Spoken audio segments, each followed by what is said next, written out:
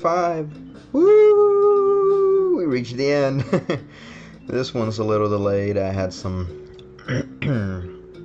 issues I had to tend to, but I'm still getting it in, and I'm still gonna go to the one classic review a week format following this.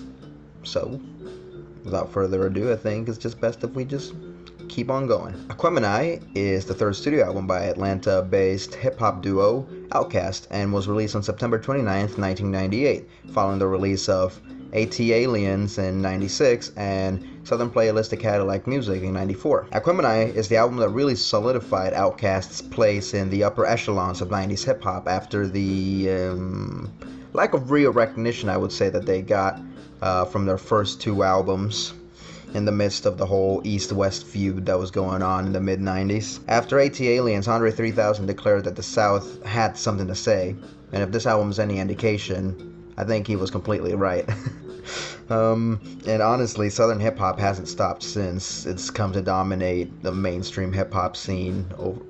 Overall, there's been exceptions, obviously, but they've really come to dominate the 21st century more than any other region in the US, so they might have really had a point. The album, mostly self-produced by the group, is an eclectic mix of the duo's spotless lyricism and various musical flavors from soul to funk to jazz to blues to rock and even electro.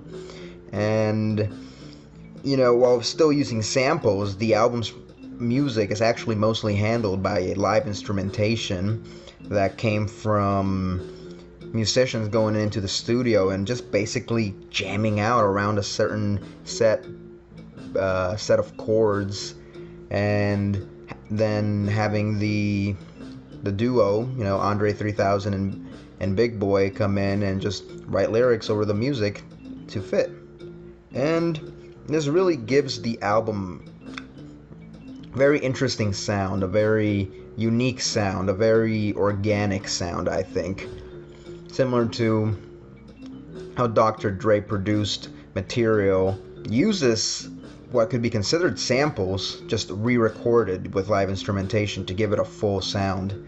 Following the commercial success of AT-Aliens, OutKast was given a lot of, I guess you could say, freedom, a lot of time. It was a very relaxed recording schedule, and that allowed this kind of recording to happen. This allowed the loose musical jamming and kind of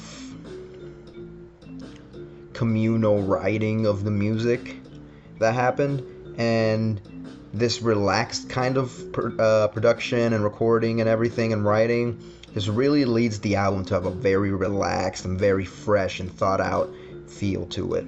The album is made up of 16 tracks that run 74 minutes, give or take, and covers all sorts of musical grounds, while the lyrics deal with topics such as the human condition and human nature, relationships, addictions, distinct personalities of Andre, the poet, and Big Boy, the gangsta, technology, and even the critics at the source, who didn't give Southern Playalistic Cadillac Music that 5 out of 5 mics.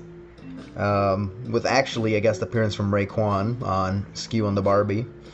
And all the while, the duo experiment with all sorts of flows, from the slow to the fast, from the smooth to the choppy, from the conversational to the highly musical, and all the while maintain a very consistently high level of lyricism, which is, to me, just incredible. The album, I think, stands as one of the greatest hip-hop albums of the late 90s, if not the whole 90s, if not of all time.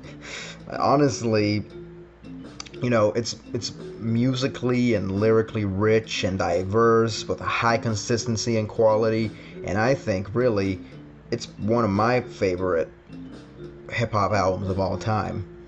I'd rank it for my personal list. Highlights include Return of the Gangsta, or Return of the G, whatever you're supposed to call it, Aquemini, Rosa Parks, Chonky Fire, and The Art of Storytelling. Both parts. So, with that in mind, I really think I would give this album a good, solid 10 out of 10. And that's my rating. Bye.